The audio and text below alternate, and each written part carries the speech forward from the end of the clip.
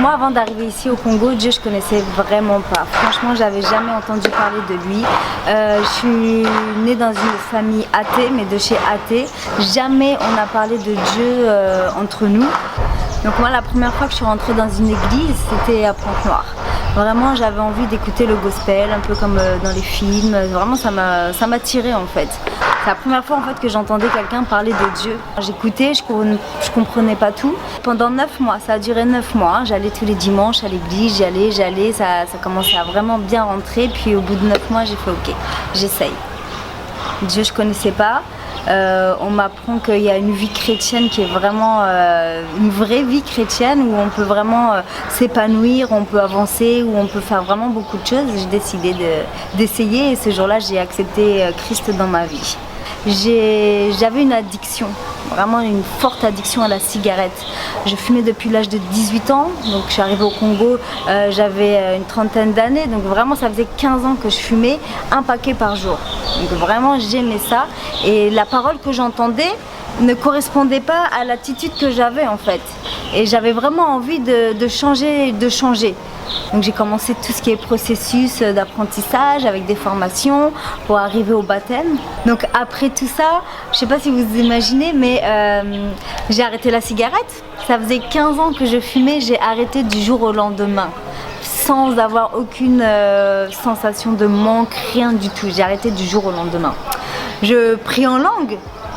Je connaissais pas Dieu, je savais même pas ouvrir une Bible. Au jour d'aujourd'hui, en fait, je prie par l'esprit. Je prie pour des malades. Je connaissais rien à la prière, j'avais jamais prié de ma vie.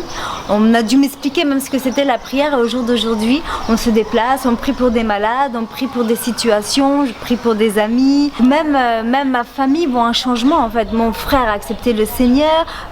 Mes tantes m'appellent, elles me disent qu'elles ont envie de venir voir cette église là où je prie en fait. Enfin, si on raconte ça à quelqu'un, je pense que personne n'aurait pensé que c'était possible quoi. Qu'on me prenne de France, qu'on me mette au Congo pour que j'aille à l'église, chose que je n'avais jamais faite de ma vie, où j'étais la seule blanche. Pourquoi? Pour rencontrer Dieu. C'est juste magnifique.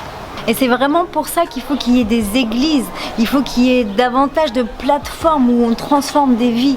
Moi j'ai expérimenté ça à Siafumu, mais les gens de Nkwiku en ont besoin, les gens de Ngoyo en ont besoin, les gens de Mpaka en ont besoin. Il y a vraiment tous les quartiers de Pointe-Noire en ont besoin en fait. Ils ont besoin d'un endroit où leur vie puisse changer. Dieu fait abstraction de personne, il n'y a pas que le quartier de Siafumu qui a le droit d'entendre cette parole. Donc je suis la preuve vivante qu'avec Dieu, tout est possible. Vous souhaitez devenir acteur de la transformation d'une multitude de vies? Devenez partenaire de la mission.